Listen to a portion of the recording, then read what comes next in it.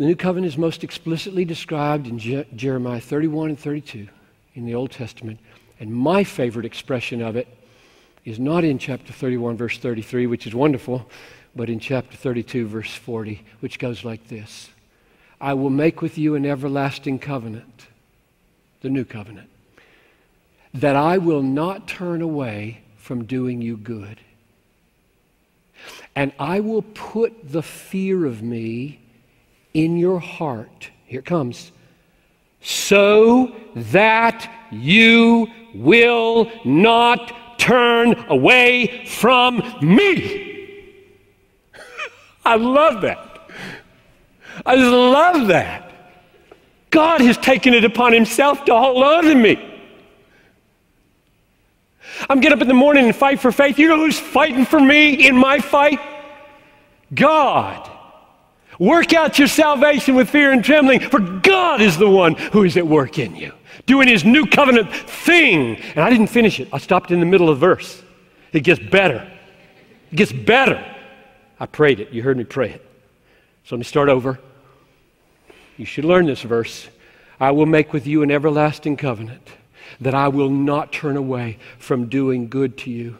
And I will put the fear of me in your heart so that you will not turn away from me. And I will rejoice over doing you good with all my heart and all my soul, says the Lord. I just can't imagine any greater verse in the Bible than infinite soul, infinite heart of God engaged in doing me infinite good and holding on to me and never turning away from doing me good. That's what he paid for with his blood. So, the connection between the cross and the doctrine of perseverance is that if you are a believer, if you're a believer now and have been for a year or a week or 50 years, it's because he died to buy that endurance, that getting up in the morning and still being a Christian, still believing. He bought that. You don't do that. I mean, let me ask you, why do you think that you will wake up a believer in the morning? There's the right answer to that.